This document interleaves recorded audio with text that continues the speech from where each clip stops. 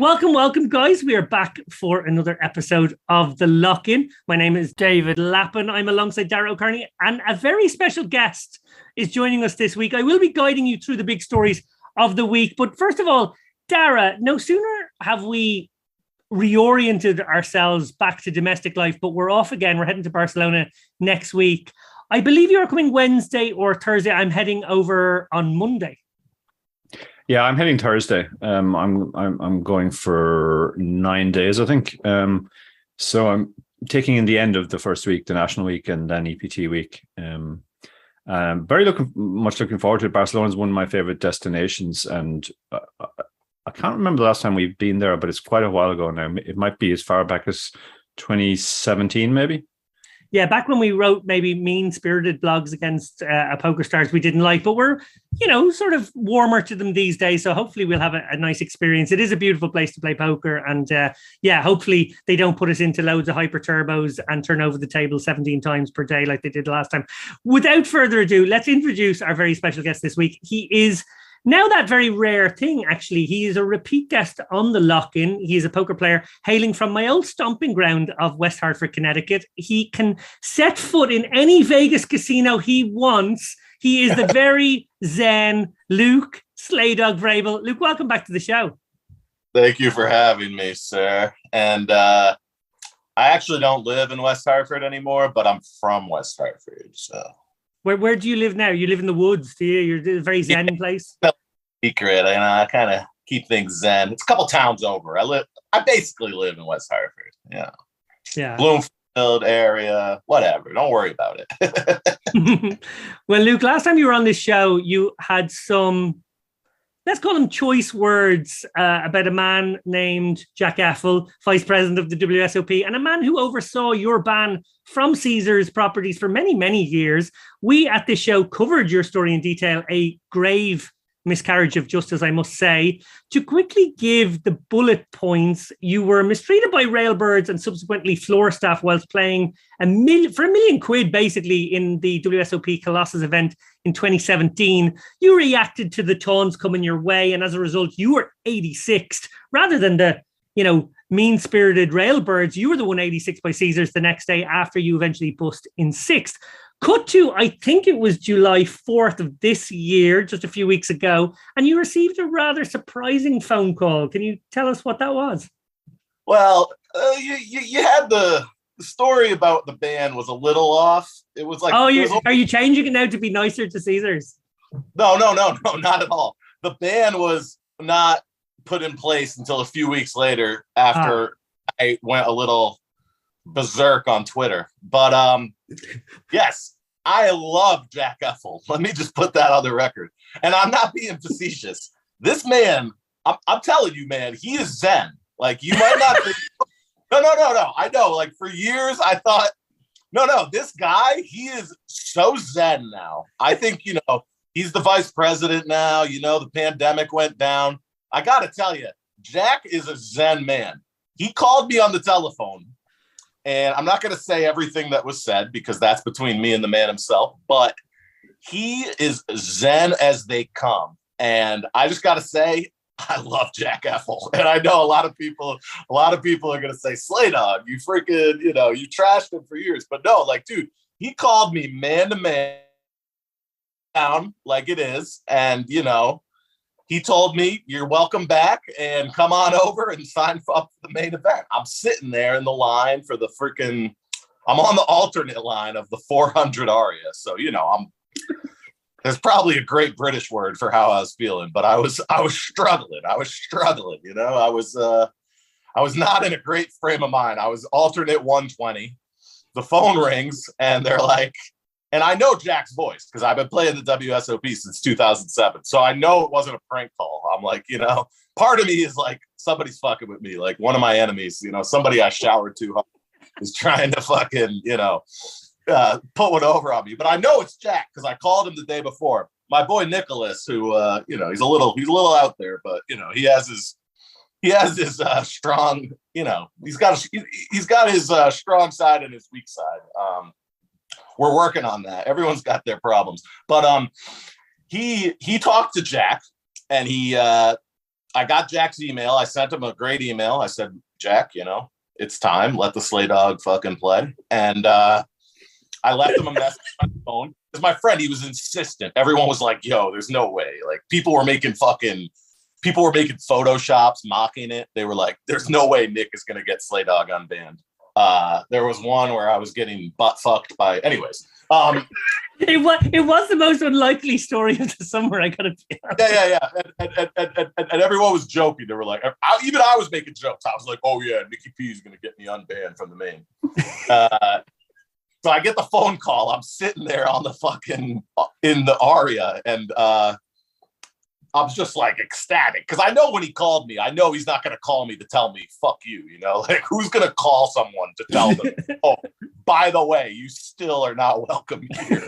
Like I knew when he called the phone, like I know when I'm on the phone that Jack was gonna, and he was really like a straight shooter. Like I have a lot of respect for how he handled it because I feel good because he was like, listen, like. You said some things, we did some things, we're both just leaving that behind us. He said that he felt that I was a good spirit, he said, or something along those lines, which I felt was nice. Like, I think he might lurk Twitter because there's no way, because he had some inside info that like only a Twitter lurker could know. Anyways, yeah, he was just super straight up about it. And he was like, come on over, you can play.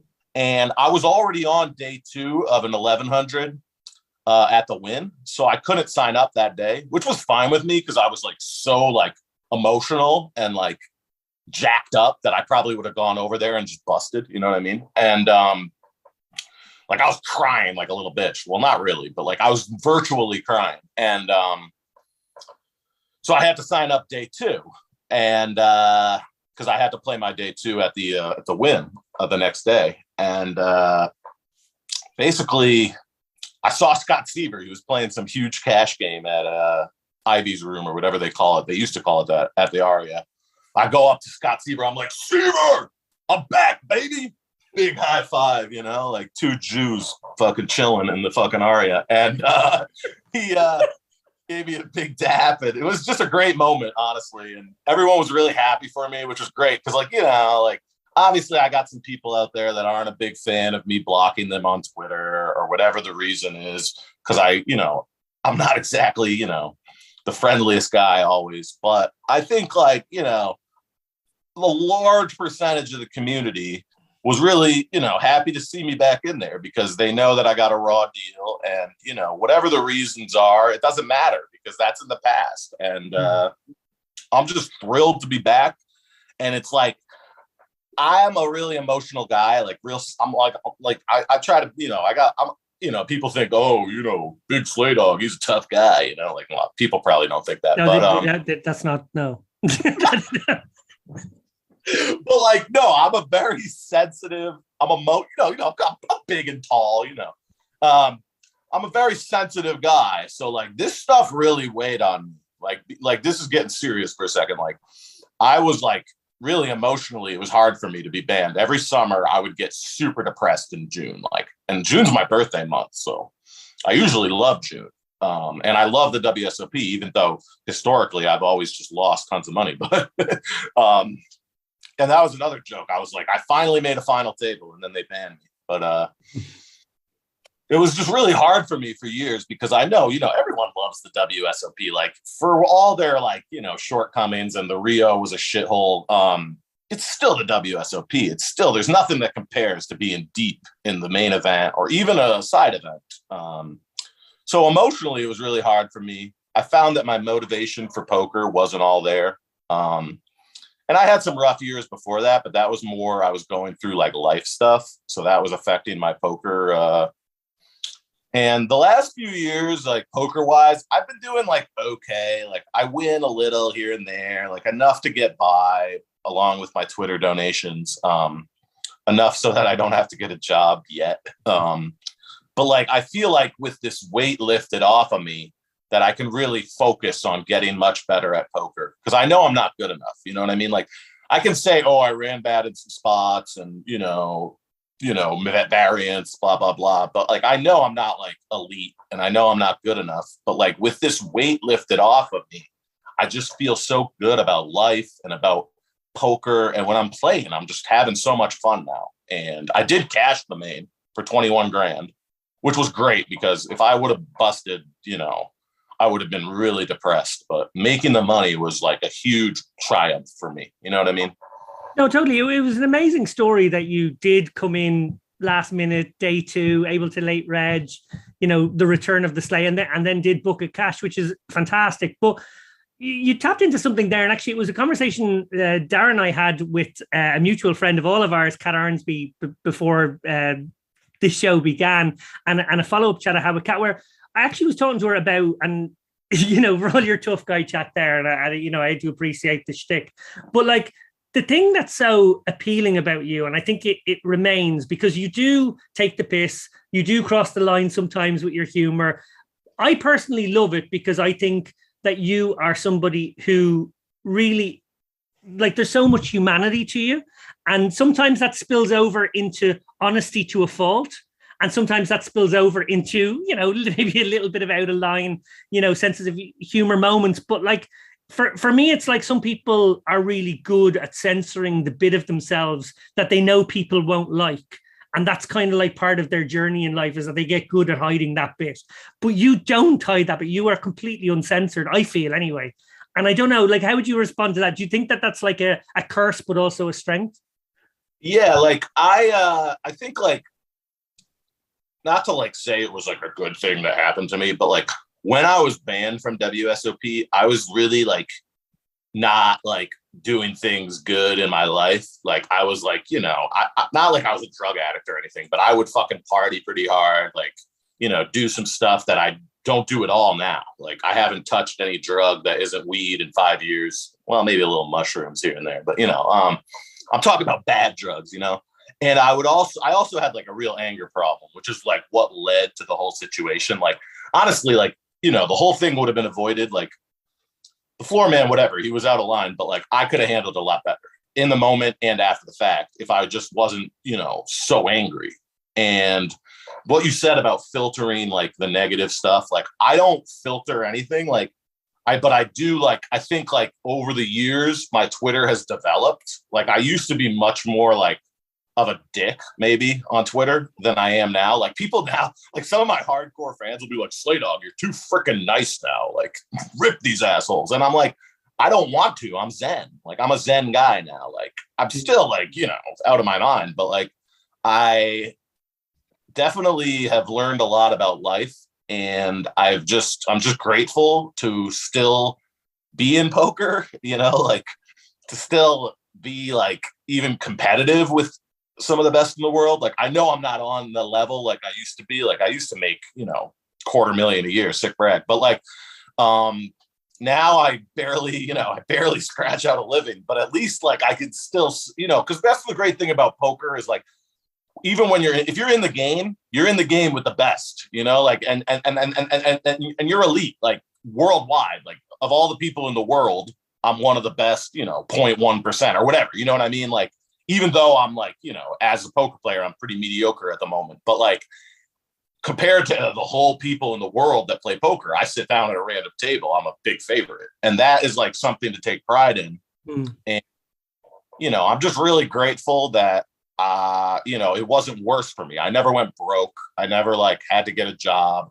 I never like, did some shit that you can't come back from. And,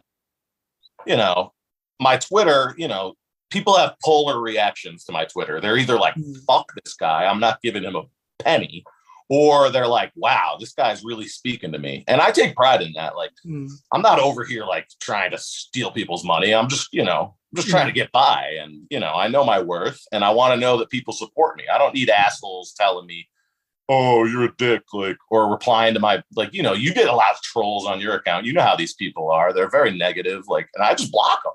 And I'm much I started doing only Daniel Legrand who trolls my account. Dara, I'm keen to bring you in here because I know this is actually a topic that sort of speaks to you as well, and conversation we've had quite a few times over the last couple of years in particular, is that people, obviously Slay is here with us and it's great to have him on and, give him a platform to speak his mind like he is. But it's almost as if, there's poker sort of welcomes in lots of different kinds of people, lots of different personalities. And I know it's something that you and I have spoken about quite a bit recently, is how we're not good enough at welcoming all types. We're not good enough at welcoming all types of personalities. And there's probably too many of us who are unforgiving and sort of write people off too quickly. Yeah, absolutely. I mean, I think that one of the best things about poker is just the sheer diversity of people who play it. And most people see that when they come in. But then a lot of people, I think, lose sight of it the further they get into it, and they start, just wanting to associate with people who are very similar to themselves. And, tensions arise with other types of people as well. There are extroverts, there are introverts, there are all shades of political opinion, et cetera, and we should be kind of embracing that. And also, I think in the poker community as well, there are also a lot of people who, it's fair to say, are probably not neurotypical. And that's one particular area where I think we do particularly badly. We often just really come down hard on those people because they don't conform to social norms, et cetera, et cetera.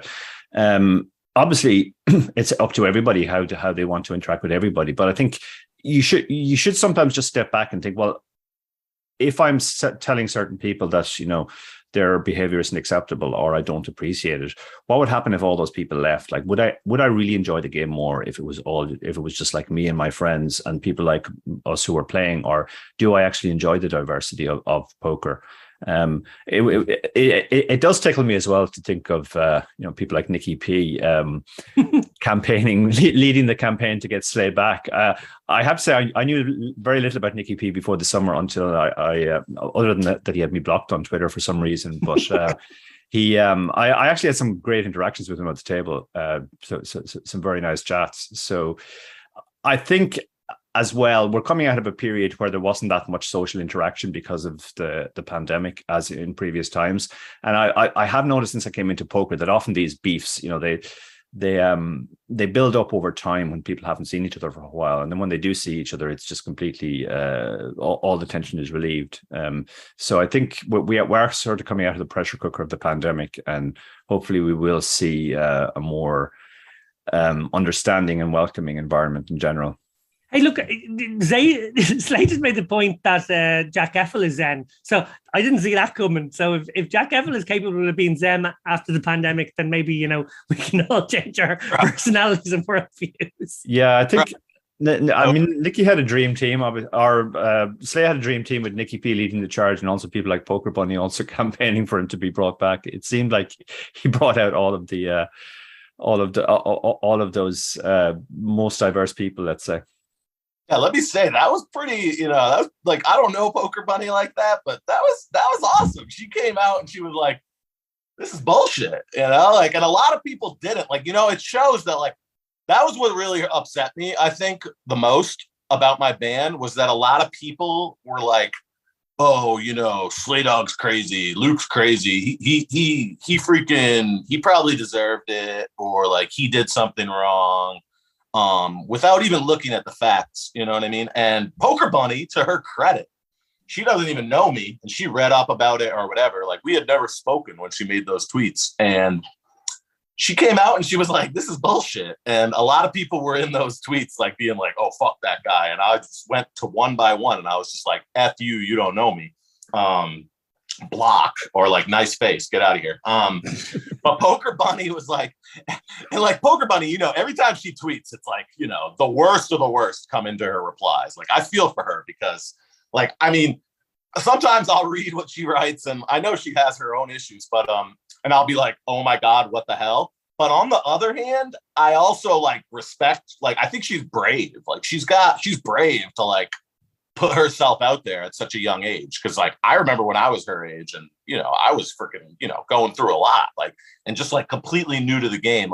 When I came into poker, I had never had more than $50 before. And then all of a sudden I just had 100,000 on fucking Poker Stars. And I was like, holy shit, I'm rich. I thought I was, I thought I had the whole world like figured out though, you know what I mean? Like, and then like, you know, you go through like the rigors and the ups and downs and you learn a lot, but like she just throws herself right into the pressure cooker. And, you know, I actually feel bad because like there was, you know, when she was going through her, like, you know, people were slamming her. I was kind of like, I don't know about this chick. So I kind of like fell off the Poker Bunny, like, you know, fan wagon or whatever it is, bandwagon.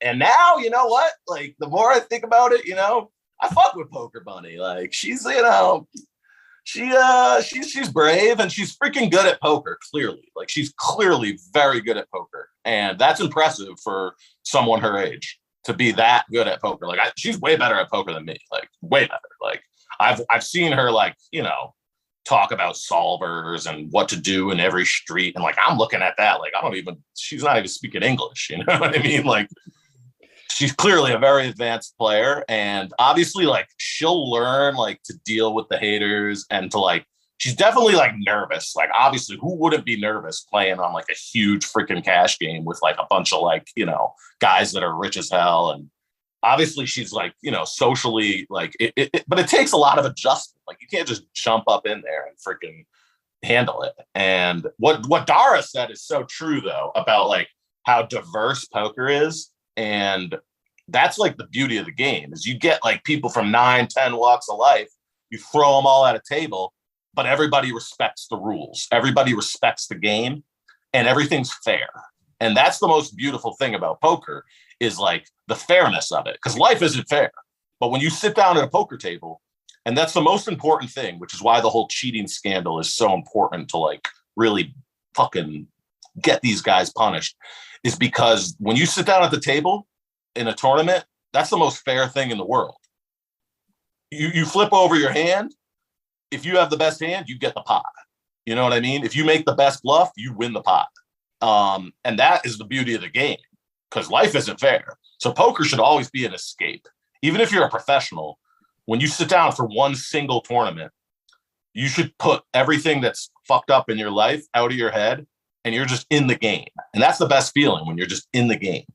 And that's something that really eluded me for years, is that I would be at the table and I'd be bringing my life problems to the table with me and not enjoying myself and not, you know, and that'll really fuck your game up. So when you're at the poker table, just think how grateful you are just to be there, because there's a lot of people that wish they could be. Well, as much as I would love to actually just get around a campfire and sing Kumbaya with Zen, Slay and Dara right now, I am going to have to move us on to a few other topics, although I think we'll end up circling back on a few of these things as we go along. The first topic I wanted to bring up was that of Dan Zack, actually, and Player of the Year. There are a couple of other WSOP stories we didn't get to, I suppose, in the last show. So I appreciate maybe for some of our audience, we're sort of, you know, maybe rehashing a bit of old news, but there was so much post WSOP news. I just wanted to sort of, you know, revisit a few things we didn't touch on the last time. Naturally enough, Zack hopped into everything he could down the home stretch of the WSOP. Ultimately, he held off challenges from Dan Weinman, Craig Aldemir, Shaun Deeb, of course, and David Peters. On his way to winning POY, Zack won his second and third bracelets, single-handedly keeping the streak of double bracelet winners alive at the series since 2000. Those bracelets were hard fought as Zack played two of the longest heads-up matches of the summer to claim them. He won the 10K buy-in Omaha 8 or Better Championship, in which he battled with Dustin Dirksen, I think, for 7 hours to ultimately claim 440K in the title. Then a couple of weeks later, he won the 10K Stud 8 or Better Championship for 325K. This time it was David Funkhauser who clung on for 8 hours heads up before finally succumbing. I mentioned Shaun Deeb there, who is a perennial chaser of this title, but despite all of his best efforts, he's only won the race once in 2018. In fact, when you tally up all the points that Shaun Deeb has accrued over the last decade, he is absolutely miles ahead of everyone else. He has 18,000 points to Negreanu's 13,000 points. And of course, Negreanu, we all know, famously goes for it every year as well. Dara, to put Shaun Deeb's unofficial Player of the Decade record into context, what can you say? Yeah, I think Deeb is head and shoulders above the others in that particular race. Now, obviously, he prioritizes it, but so do a lot of other guys. The thing which stands out is just how incredibly consistent he is, because every year he's in the mix, basically, and he's come close to winning it a few times.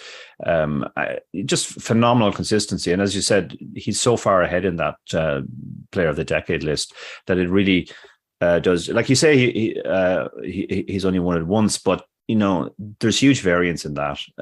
Somebody's going to sun run one or two tournaments and have a huge points edge. I think it's a much more bigger achievement, and I think this is true of poker in general. I always think that consistency is a much bigger achievement in poker than any one or two results, because we all have that that heater when we seem to be just hitting everything we need, and then we have those other periods where we're running bad. But if you're consistently putting yourself into the mix, then I think that's the real hallmark of somebody who is just on a different level. Yeah, absolutely. Well, Slay, Shaun has talked about how during the series, he has an ability to grind those 7 weeks with no days off. He often multi-tables, and for that period, he sleeps about 4 to 5 hours per night. Are there ever periods of time in your life, or maybe, searching back into the past, were there times where you were able to put in that level of a grind? Absolutely not. Deeb is, for some reason he's a dick to me on Twitter, but well, he's a dick to everyone, I think. That goes back to probably 2007 stuff, but I respect the fuck out of his grind. He's clearly one of the best players in the world, and it's pretty epic to watch him do that every summer. But no one else can really put in that type of level of ability in mixed games and no limit combined, while also playing that sort of volume. So you got to tip your cap to the man. I have never really been a mixed game player or an everyday just wake up every day. I can't really do it like that. But I respect the hell out of his perseverance and abilities to just completely crush all the time. And, you got to tip your cap to the guy. I don't know what else to say, but he should chill out. I'm a nice guy. And send you $10. He's an extraordinary character, but player. Yeah, he's online and now live these days, just unbelievable consistency. Yeah, he's a funny guy. I just don't understand why he's got a problem with me. But hey, I probably called him some things in the past, whatever, fuck him. Well, look, segueing from the WSOP, but kind of staying with the Ballys casino team at least, Landon Tice appears to be about to take a 100k bet with Pads Leonard that he can stay inside Ballys for a year. Now, I think it's going to be like Ballys Paris, to be fair. I don't think he wants to miss next year's WSOP events, but that complex, let's call it. I think there's a caveat in there where he's not allowed to use the pool, but he can go towards the pool, and anytime he on the balcony. Yeah, anytime he sets foot outside of the door, but is still on the premises, because he must stay on the premises, he has to hop, I think, is the way they're doing it. Slay, I'll start with you this time. You are obviously a Zen creature who appreciates the outdoors. Could you ever take a bet like this? I don't think I could do it. And I think Landon should, really reconsider this. You're in the peak of your youth, you're a young man. Yeah. You should be out there living life, not staying at a casino for fucking 365 days. Come on, give me a break, Landon. I think the thing is, I think anyone could do it, theoretically, but because people go to prison, but when you're in prison, you don't have a choice in the matter. You know what I mean? That's what I saw. Someone tweeted at me, bro, people live in prison for a year and they're fine. It's yeah, but they don't have a choice in the matter. The free will is what's going to drive you insane. You're going to be fuck, I really want to just, get the hell out of this casino. And when I see prop bets that basically torture the other person, it's a little, it's a little out there for me. My advice to the young man would be, enjoy your life, play some poker too, but maybe meet some women or whatever, men, whatever you're into. And don't go into the casino for fucking 365 days just to make like a spectacle of yourself. Like, I like this kid. Like, people give him a lot of shit. You know, the Bill Perkins thing, it was a bad look. You know, everyone dunked on him a little. I've dunked on him. There was this slots thing. Like, who cares? Okay, he made a little cash getting paid to shill some slots. Like, good for him. I wish somebody would pay me. Anyways, I wouldn't shill slots because my followers pay me, but like theoretically I would. But like, given the fact that my Twitter is pay to play, I wouldn't like put that onto my loyal subscribers. But like, people give the guy a little too much shit, but he seems like a nice kid. But please, Landon, not that you're watching this, but you might, because he did. Don't you fucking suggest that like Landon wouldn't tune into this show? I'm sure he tunes in every week. Oh, I meant for me. Of course he's watching you guys, but like me, be interested by me. No, we're big Landon fans on the show, by the way. We've had him on the show. Actually, it was in the run-up to that Bill Perkins bet. He's a lovely guy. I don't think anyone has a bad word to say about him. You're right. They might have kind of thought he bit off a bit more than he could chew. I wrote an article about him where I sort of made him seem a little bit like an Icarus figure, and I think that's probably fair. Like, I didn't want to dunk on him, but I thought there was some sort of reasonable criticism of like how he bit off more than he could chew. But I only wish someone like that well. I think he's another really nice person who has a big future if he wants to. And it's also unusual to see people of his age group kind of succeed in poker. Like, we do lack under 25s in the game. I don't know, maybe he's not under 25 anymore, but like, people of that vintage, we're not attracting enough of them.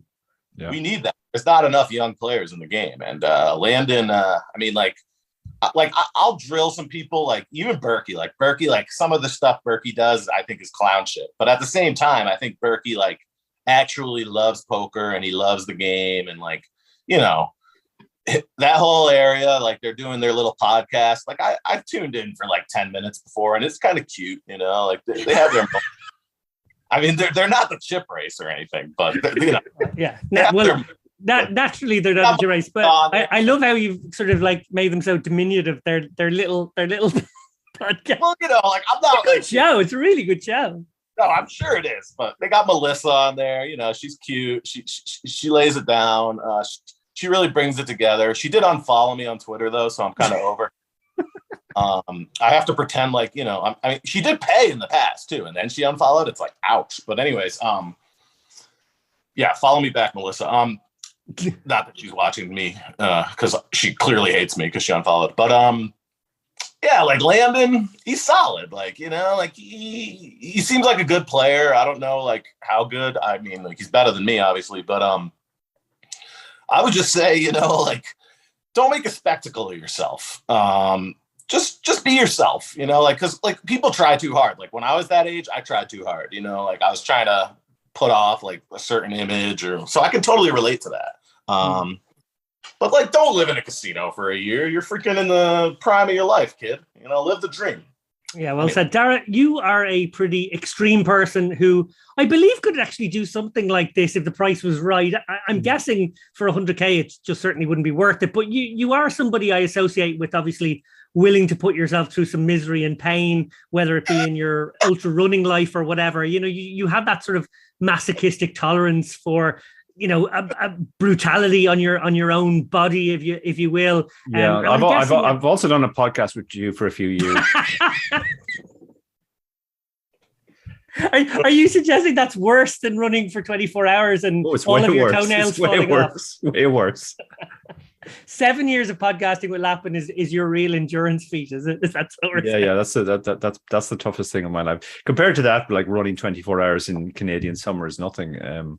But yeah, I mean, I first of all, I'm absolutely certain I could do it because I'm such a ridiculously over-competitive person that when I decide I'm doing something and there's money on the line, I'm doing it. It's like just failure isn't really an option. I wouldn't do it for 100 grand though. And I think Luke nailed it. Like, it's a year of his life, and it's a very good year. Me giving up the 58th year of my life is not equivalent to him giving up the 23rd year of his life when he should be, out there having fun and doing all the other good stuff. And I mean, I'm good for 58, brother. And he, the thing of like Ballys as well. Like, I mean, I know I got there and I thought, oh, this not is the Rio. But like, that's, first of all, that's a very low bar. And secondly, by the end, I was kind of thinking, actually, maybe the Rio wasn't so bad. Like, you could occasionally see natural sunlight in the Rio when you were walking through the corridors. That isn't really a thing in Ballys. You're just enclosed all the time. And I actually found it quite depressing at the end. So, I mean, how deep in makeup is Landon that he really needs this 100K part, and maybe the shilling the slots isn't paying well enough. It's pretty sad though, and I'm very uncomfortable with prop bets like this. Like, I think if you're doing a prop bet, it should be something which, if the guy achieves, will actually make his life better, not worse. Right. Like the Bill Perkins Staples Brothers one. Okay, he probably made poor Matt's life miserable. But yeah, correct one. It was great for Jamie, and I much prefer those type of prop bets. Like, I mean, if Landon wins this, like, I mean, if is first of all, he's going to look absolutely terrible by the time the next WSOP rolls around and he's into his 8th or 9th, 10th or 11th month or whatever it'll be, living in Ballys. But like, what's he going to be like at the end of it? He's definitely not going to be in a better place than he is now, apart from having 100 grand. Yeah, like me, I'm broke as fuck, and I wouldn't even do it for like. I would need like $250,000 at least, and I mean, I need the money, and I still wouldn't do it for 100K. You know, like, you hear that, Pads? $250,000, you can have Slay. We can torture Slay for a year. No, I still probably wouldn't do it though. I need to see my mother. You know, I love my mother. You know, I love the woods, and I don't know. You know, money's whatever. Like, I had a lot of money. It didn't make me happy, so. Well said. Well said. Well, look, okay, moving on to our first of maybe two big stories of this week. I'm conscious that maybe a few of our stories are a little bit old at this point. At a press conference on the 5th of July, GGPoker announced the creation of a Poker Integrity Council, PIC, to help combat unethical play. Then, less than 4 weeks later, just about a week ago, the council, comprising of Jason Kuhn, Andrew Lichtenberg, that's Lucky Chewy, Fedor Holz, Seth Davies, and Nick Petrangelo, seemed poised to drop the hammer on a number of high-profile offenders. In recent months, obviously, we all know all too well, Ali Imsirovic, Jake Schindler, and Bryn Kenny have been very credibly accused of cheating, prompting many in the community to call for the implementation of a industry-wide blacklist. That's something that has been bandied about, probably got some GDPR issues around it, but, you know, just generally sort of thinking along those lines as a community. I wrote an article on the idea of the PIC. There are some legitimate issues, I think, but on the whole, I think the industry does need something like this. I don't know necessarily this, but something like this. To quickly run through what it is, just in case anyone's out there and is unfamiliar, there are some sort of stipulations the way GG are doing it. There will be a 3-step process going forward for catching and punishing cheaters in their ranks. The first one is detection. GGPoker security team will flag suspicious behavior such as collusion, ghosting, bot play, use of RTA. Anything they suspect might be like that, they'll sort of, you know, flag it and then pass it down the chain. Then there will be a review that involves council members. So this PIC council reviewing the relevant hand histories with the player or players remaining anonymous. So they're not supposed to know who they're looking at, but they are looking at the hand histories. And then a ruling, council members vote on the appropriate disciplinary action. The nature of that action will be determined by the severity of the offence, ranging from warnings to a permanent GG ban and the confiscation of all of their funds. Jason Kuhn primed the poker community for some high-profile bans there just a few days ago. But when the day came, the headline grabber was actually the fact that GG were also at the same time opening the door for some players who had been previously banned for, it turns out, having charts open while playing, which is, I guess, you know, in the minds of some, a grey area in the industry. It's against T's and C's, but some people kind of feel like, well, the degree to which they're pulling up charts, if it's not automatic and if they were having to search through, you know, maybe opening hand charts or whatever, is sort of, you know, acceptable on some sites, not acceptable on others. And they sort of felt like those kinds of offenders should maybe be given the opportunity to be on a last warning, I suppose is the best way to put that. Firstly, Dara, what do you think of the idea of the PIC on principle, having established players as part of a cheater catching process?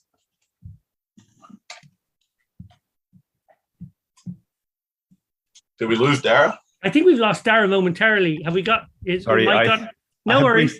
I briefly turned off my microphone there to close my blinds. Yeah, I think we absolutely need something like this.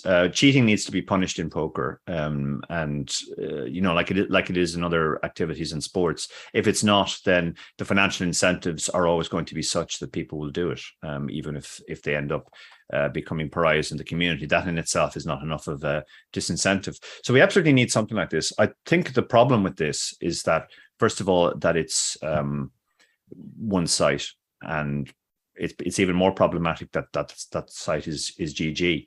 Now, in fairness, I did speak to GG staff while I was at the WSOP, and they were quite keen to expand it out to past GG to other sites as well, and to include them in it. And certainly, if they manage to do that, then it'll be a lot more positive. But the idea that a few people who are associated with GG get to decide who's cheating and who's not. That's a bit of a slippery slope, really. They're going to have to make very, very strong cases, I think, and they have had a few false steps in the past. They have banned some people, and it turns out that the bans weren't really, the bans shouldn't have been put in place, and they have let those people back, which is obviously a good thing. But they need to be more careful, and if you're going to ban somebody, you absolutely have to do your due diligence. And so I think a great idea in principle, but I think we need this on an industry-wide level rather than just one site, or even two sites doing two separate things, because PokerStars are doing something similar as well. There needs to be cooperation between sites. Now, additionally, I know that GG want to not just ban players from their site, but ban them from live events as well that are in any way affiliated with GG. Which would include the WSOP, for example. And again, that's fine, providing they are genuinely catching real cheaters. But there's always the danger you're going to catch somebody who isn't actually cheating, and they've already done that a few times. So they're going to have to be careful. I'm going to bring you in here, Slay. One of the big issues that could arise from this players' council, for example, is that the council who can play on GG, so those members who are on that council are existing players on the site, and if they get hand histories of their potential opponents, that's problematic. Even if GG are saying that they will receive anonymous information, these issues do, let's be honest, tend to be open secret, so the possible perpetrators' names will be known. These lads can put two and two together, I'm sure. Add to that the perception that the individual players could express bias, maybe if it happens to be somebody that they're up against, losing against, suspect for other reasons or whatever, without necessarily the evidence being there. How big an issue is that? Yeah, I'm confused. Let me just start from the top. I'm confused by this whole thing. I like the idea of it, but first of all, 4 of those players are US players, so that's just funny because apparently, allegedly, you're not allowed to play GG from the US. But speaking of which, USA baby. Don't get me started on the European pokers. Anyway, why is first of all, Fedor? Didn't he invent the freaking RTA? Doesn't he isn't he the guy that's selling the product that these people can use to assist their play? Why should we trust Fedor? I mean, not to shit on Fedor specifically, because I don't trust anybody. Because remember, Full Tilt Poker was supposedly the poker site ran by the pros. It's a little dicey when you let poker let the lunatics run the asylum, so to speak. Why is Fedor suddenly this integrity guy? Not to say that he doesn't have integrity, but everyone's heard whispers about this player or that player. Why should we trust these guys? A. B. No, hold on. B. Who's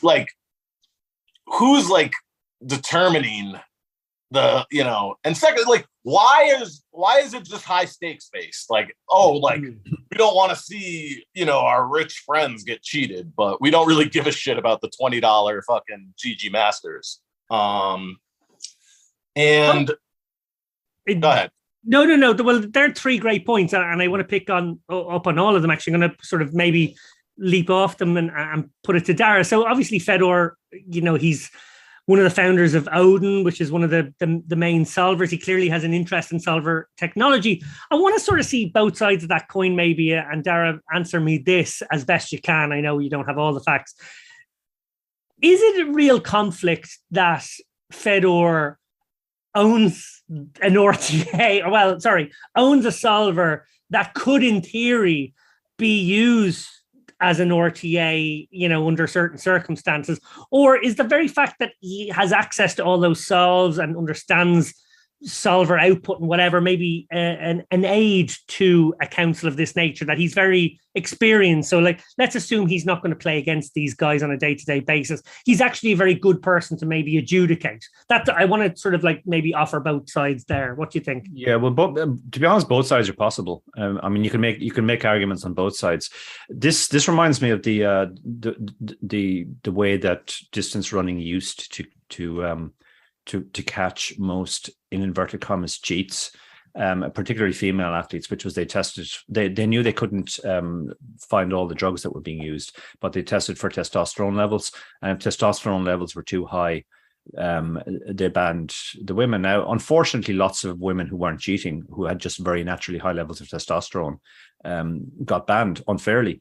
And this initiative seems to be saying what they're going to do is they're going to look at players' play, and if it's too close to, in inverted commas, GTO as defined by Odin or some other solvers, then they're going to assume that the player must be cheating. But it's possible through incredible hard work that somebody would get very, very close. I mean, we were talking about Poker Bunny earlier. I talk a lot of poker with Poker Bunny, and 99.9 times out of 100, when we talk about a hand, she knows what the solver output is going to look like before she runs the solver output. If you completely immerse yourself in that world, you can actually get that good if you have the right type of mind. I definitely agree with Slay Dog on the idea, why is it all high stakes people? Another point I would like to bring out is how is this different from what they're supposed to be doing anyway, which is they're supposed to have a fraud department looking for collusion, looking for all the other types of cheating. Why does this need to be different? I don't expect anyone, but it seems like kind of a farce a little. First of all, the first thing that they could do to bring integrity to their site would be to fucking shit can Negreanu. Just get him out of there, Just, you want to talk about integrity. Forget about it. Whatever. Daniel, he's entertaining. I'm not going to take that away from him, but he's not exactly the, most, noble guy these days.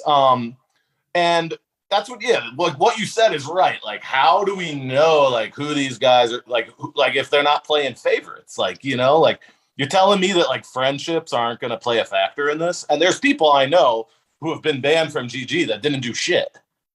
They're just really good at poker.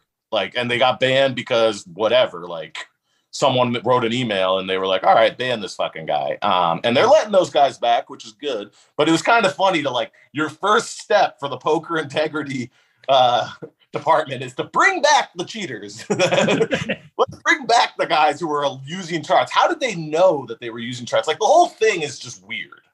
Well, the reason they know, actually, and I have had quite extensive conversations, and I can't say with who, and it's not one site, it's multiple sites, and it's really credible sources, mostly off the record conversations, I'll be honest. So again, I'm not going to make any specific references, but basically it's spyware. When you install reputable poker brand software, you're essentially installing spyware on your computer, and they can see fucking everything. They are on the ball to what other programs you have open. I'm not saying this is happening, but it would not surprise me if they could read your fucking texts. So if you're there cheating away, sharing cards, talking to your friends, over the other side of the room, they might even have your fucking camera on watching you. It is spyware they've got. So they have unbelievable amounts of information. That's a little creepy, honestly. It's making me think of some of my screens, But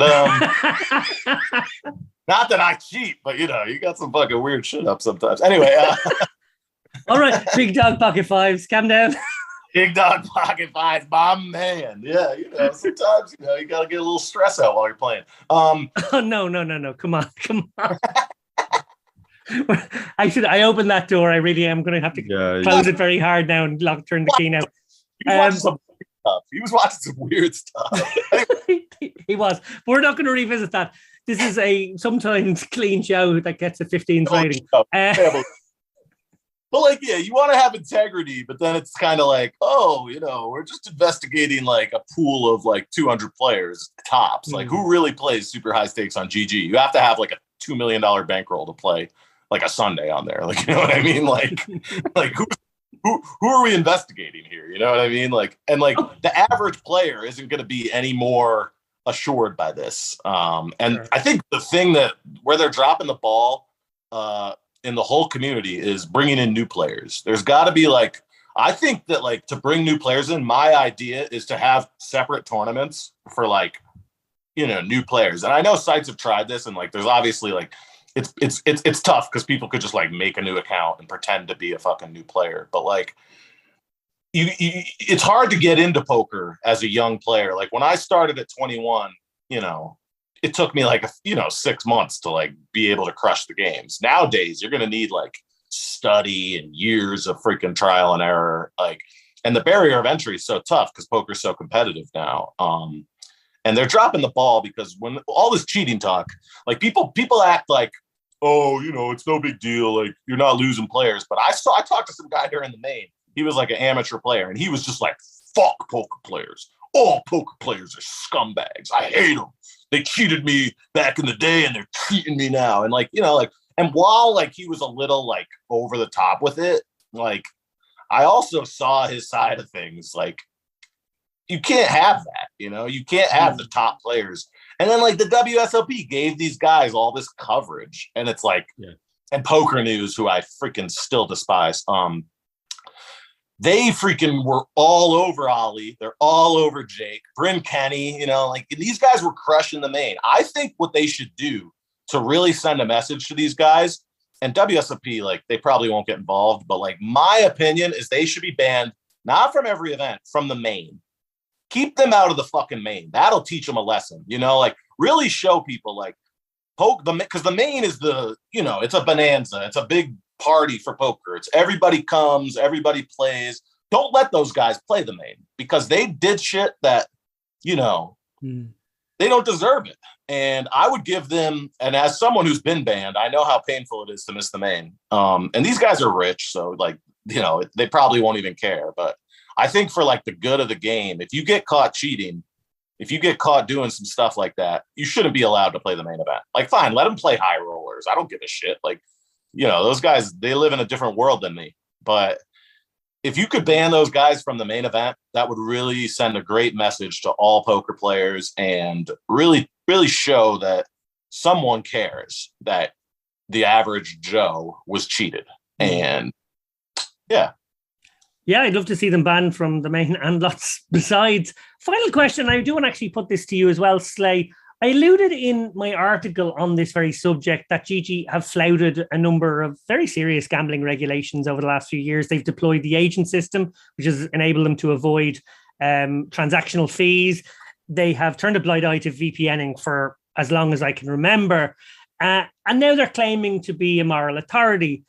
Despite all of that, I ultimately came down on the side that I thought it was still so important to catch cheaters that we weren't served well as a community by a people in glass houses shouldn't throw stones mentality, that even if, you don't necessarily respect their authority, they are a huge percentage of the player pool. They have a huge market share and, those players need to be protected. So actually there's a greater good at risk here.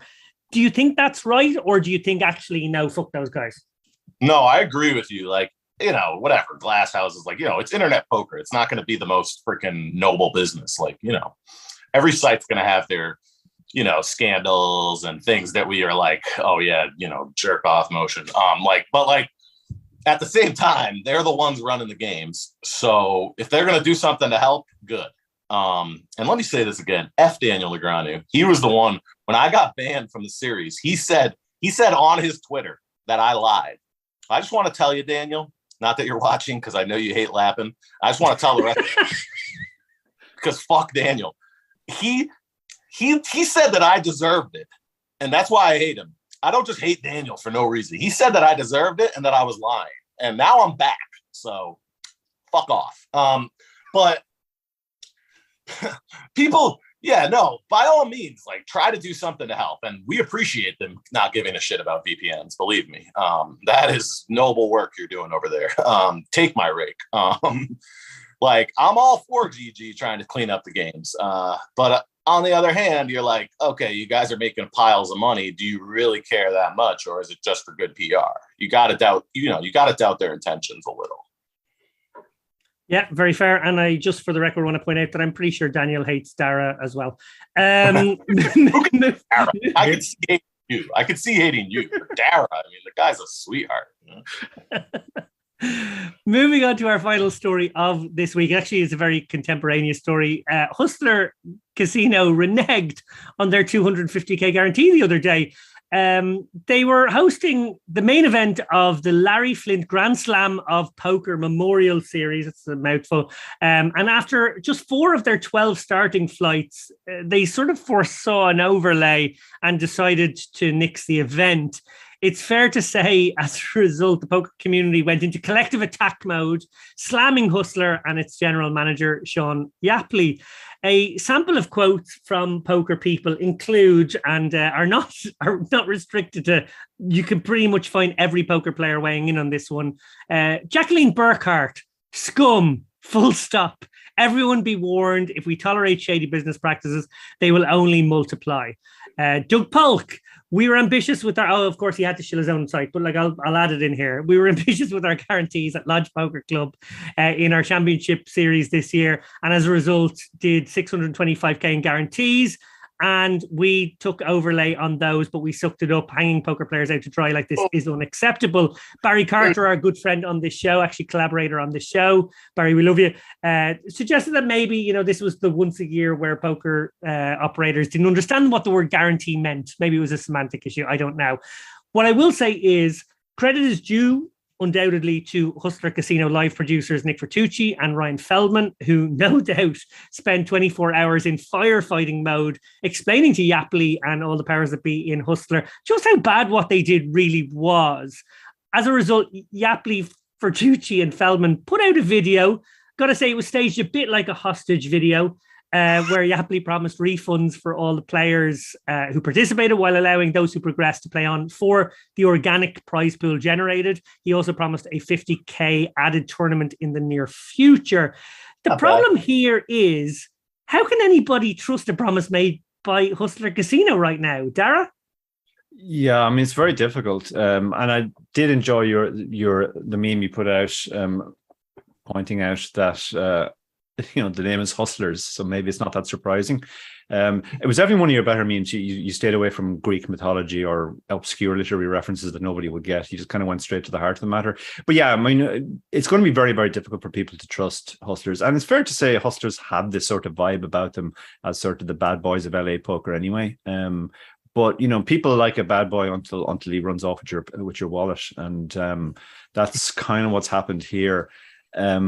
So they're going to have to do a lot to repair the damage to their brand. But even as I say that, I remind myself what short memories poker players have on this stuff, and I could see them putting on a huge tournament in about a month with huge guarantee, and everybody going, "Oh, that's a great tournament." Might overlay again, and let's all play it. Poker players really don't have too much long-term sight on this stuff. The Venetian pissed us all off several times. Still people playing the Venetians. So at least Adelson had the good decency to die, though. Yeah, but I mean, people were playing even before he died. So yeah, I mean, I think they'll get over it. It's certainly a short-term extreme embarrassment to them. But I mean, they're not the first to do this as well. Let me just point that out. We have had other examples of tournaments being cancelled and or even guarantees not being honoured, which that's arguably even worse than cancelling the tournament. Although cancelling the tournament midway is clearly horrendous. Like, that's just the worst. Yeah, I'm gonna surprise you guys. I think it's no big deal. Okay, it was a shitty thing to do. You're but zen, are you? You're just zen. You're just gonna give it the zen treatment. No, listen. Obviously you shouldn't cancel a guarantee, but let's not act like it's the first time. First of all, Second of all, like, it's not up to like the poker people. You know what I mean? Like, lay off Feldman. Like, first of all, Feldman's my boy. Feldman, he's my good Jewish brother, and he definitely is a noble man. And they run an incredible cash game over there. Like, they do a great show. I think, like, you got to look at it and be like, listen, casinos, they're in this to make money, and they're going to steal from you when they can. Like, they're going to fuck you over. And, it's a big deal. Like, it sucks. But, like, first of all, it's not like Hustlers is some noble brand that everybody's, oh my God. How dare you suggest that Larry Flint didn't have Larry Flint is twisting in his grave as we speak. You shout out to Jacqueline. She's awesome. And obviously they're scum. Like, they're a casino. Every casino is scum, other than like maybe like one. Shout out to the Win. As for the Venetian, you can say what you want about my Jewish brother Sheldon, but ever since Sheldon left, now we don't have food comps. And that was a big thing for me because all I do is lose. So getting those $10 food comps was like, Sheldon was hooking me up. That's how I feel. But Tommy, the tournament director over there, he's a great guy, and they run tournaments 365, so you can't beat it. There's nowhere else to play, but you could go to Venetian and there's a fucking 400 or a 600 running. So you got to take. I can't help that you shilling Sheldon Adelson down our throats right now is very. I don't know what the opposite of anti-Semitism is, but very pro-Jewish sort of angle to take. I'm not sure it's going to go down with people. Yeah, no. Are we going to talk? Yeah, no. Are we going to talk about fucking? Oh, no. Let's not get into that. But no, Sheldon. Are we going to talk about Foxen? Like the guy won $4.6 million dollars, and he's still crying about being banned from the WSOP. Like, forget about. I'm not going to get into the politics and the vaccines and just that alone. If you win $4.6 million freaking dollars. That's more money than, It was the Rothschilds were behind it or something. There's some conspiracy against him. Globalists, like, oh my God. Yeah, okay, the globalists were after him. Yeah. Yeah, I can only take so much fucking, so many Nazi memes from friggin' Kristen Bicknell before I lose my shit. And like, people were giving me crap. They're like, oh, Slay Dog's a pussy. He's a liberal. He's agreeing with Bonomo. And listen, Bonomo, he's a lot of things, but Bonomo, he's a smart guy. And when he was putting down that stuff, everything he said was 100% accurate. And all these people are just like, oh, you pink-haired pussy. Like, dude, like, Bonomo, and they want to call Bonomo a cheater. Bonomo cheated 15 years ago. 15 years ago. And since then, he hasn't had a single fucking issue. Like, you want to call Bonomo a cheater, it's just because you don't like him. Because back then, everybody was cheating. Like, he wasn't the only. Like, I'm sorry, but like back in the good old days, like, I multi-accounted. And that'll show you how good the games were that I was multi-accounting. Like, I didn't multi-account like Bonomo, but there was times where, I may have had a 100K score on my girlfriend's name. Like, who knows? Like, who could say what really went down back then? Because it was the Wild Wild West. So you guys want to shit on Bonomo, like, give him a break. Like, yeah, there was one Sunday where I put an ex-girlfriend in the full tilt 215, and she messaged me, baby, I'm still in with 100 left. She did not finish that tournament. I'm sorry. Like, I'm sorry to say. Like, I don't want you to lose this amazing image that you might have of the Slay Dog. But that 133,000, don't worry, I spent it well, Okay, I got half of it. But you know what I'm saying? Like, if someone's having sex with you, you got to free roll them into the 215. But anyway, where was I going with this? Oh God, don't investigate. I really hope you were going somewhere, Slay. I really hope there was a No, I was talking about Foxen.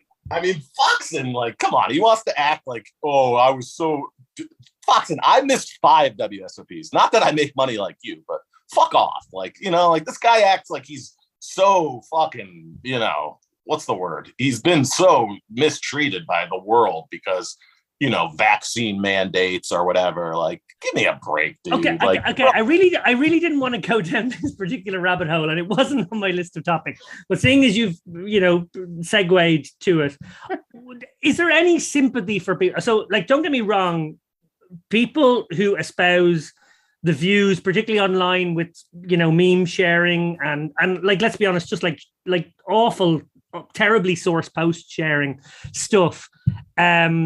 They get my goat.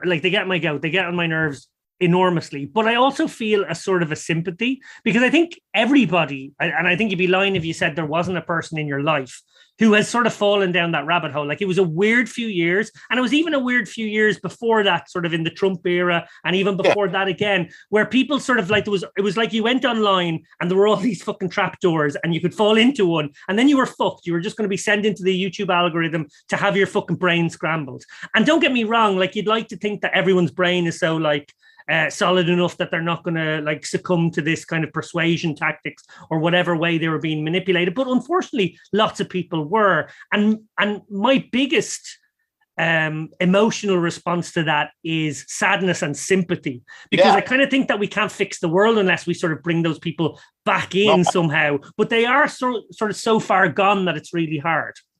No, I agree with you. Like, I have people in my life that I'm friends with who believe a lot of that same stuff, and they're still my friends. It's not like I'm going to like abandon them as friends just because they, they think that, whatever they think. But, being allowed back in the WSOP is a Jewish conspiracy. Yeah, no, that definitely was the Jews. They did that.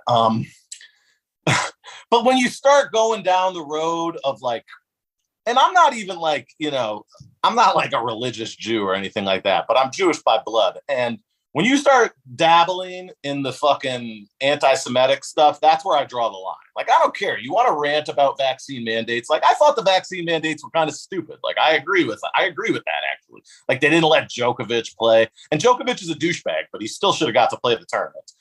And Foxen should have got to play the WSOP. I agree with that.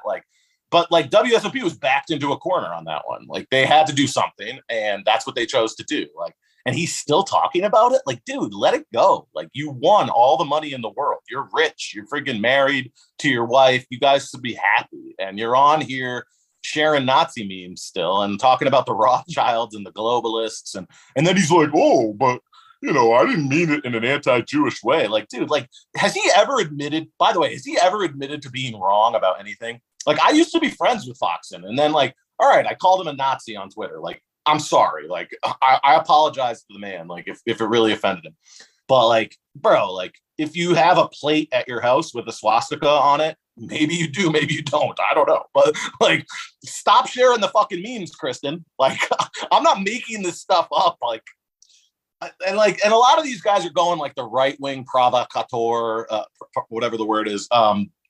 Fucking. And Negreanu is dabbling in that too. He's like, is Bonomo, pushing people to the Republican Party? Like, shut up, Daniel. Like, you were the one for years that they were giving the Bonomo treatment. Like, oh, he's a pussy. He's a, bad word for gay people. Like, people have talked like all sorts of shit about Negreanu that they now are talking about Bonomo. And now Negreanu's like the macho tough guy. Like, give me a break, dude. Like, it's just funny to see like that metamorphosis. Like, he beat the shit out of that selfie stick, in fairness. That was great, by the way. That was one of my, that one was fine. Like, I've done that before. I've thrown shit after I busted a hand. Like, it is what it is. Like, obviously you shouldn't be doing that, but like, to act like he's like pushing people away from poker by doing that. Like, no, I'm totally fine with him throwing anything. As long as nobody's injured, as long as like, he doesn't, throw something at someone. Like, by all means, throw shit. Like, that's part of poker. Like, it's an emotional game. Like, I busted out of the 600 yesterday and I tossed a water bottle. Like, shit happens, but like, that's that whole, I definitely empathize with people who fell down a rabbit hole, or like, because like there's a lot of like really persuasive stuff on these sites. Like, even like I'll watch a YouTube video and I'll be like, oh, it's making some points here, because the way they frame it is very convincing. And I'm not here saying like there's zero things that Foxen has ever been right about. Like, of course he's been right about things, but like, to say that like vaccines are killing people at a higher rate than like the vaccines saved lives, like, fuck you, dude. Like, like, I just want my mother to live. Like, I mean, obviously I knew that if I didn't get the vaccine, obviously I got the vaccine, but like, I knew if I didn't get it, I would be fine. But like, the point of the vaccine was to save our parents. And like, my mother's still alive.